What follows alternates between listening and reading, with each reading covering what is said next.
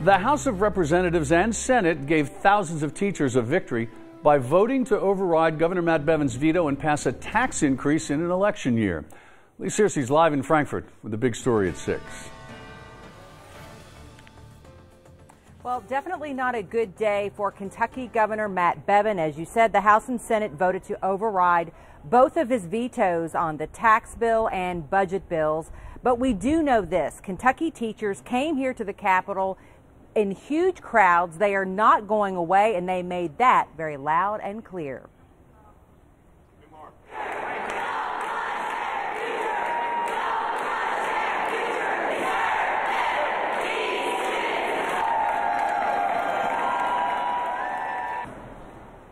A lot of mixed opinions today. Many of these educators had hoped the House would and the Senate would override the governor's vetoes, but not every teacher agreed. Other educators thought that would be settling. Some of them wanted to go back to the drawing board and do more. They supported the governor on his vetoes.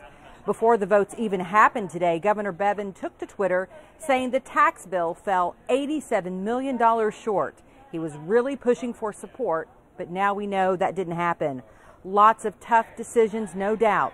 Teachers we talked to say no one walks away a clear winner today. They believe, though, more needs to be done to fund public education. Look at it like in a true compromise, nobody really gets what they wanted. But again, like at the end of the day, we're still kind of settling. Like we are. And of course, everybody's already, all the people that are here today and all the people that support teachers, I think Bevin knows how we all feel about him.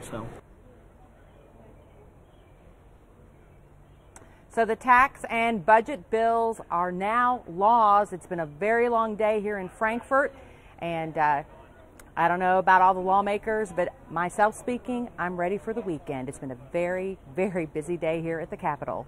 Covering the news live in Frankfort from the LEX 18 mobile newsroom. Back to you. Well, teachers who couldn't be inside the Capitol building were outside rallying on the steps for hours again today. Alexa Helwig continues our live Big Storage team coverage in Frankfort. It was a sea of red out here on the steps of the Capitol for several hours today. Teachers, public workers, even students, they were out here, and let me tell you, they made some noise. The buses unloaded bright and early this morning after several school districts canceled class so teachers could make their way to the Capitol to fight for public school funding. We have 120 counties within the state of Kentucky, and we have been striving to get every county represented here. Leslie Bush is a teacher in Fayette County. She made the trip to Frankfort with co-workers because they don't feel completely supported by state legislators. To show that our legislation respects us as professionals, we want public workers to also be respected in what they do. With a crowd so passionate and electric, Sarah Mills from Bullitt County couldn't help but feel a sense of pride being here. Just the unity is amazing, and as I was walking up, I actually turned around to my group and I was like, do you guys have goosebumps? After nearly 8 hours out here today, teachers tell me they're not going to give up. Covering the news in Frankfort from the LEX 18 mobile newsroom, back to you.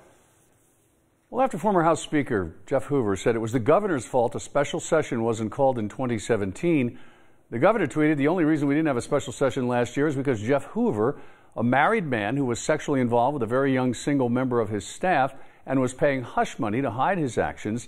The result was chaos in the Kentucky House. Stopped everything. Maybe he doesn't understand the importance of legislative independence. Maybe he doesn't understand, as unfortunately I'm afraid a few here don't, that the legislative branch doesn't work for the executive branch. We work for the people of Kentucky. Hoover resigned as Speaker but remained in the House.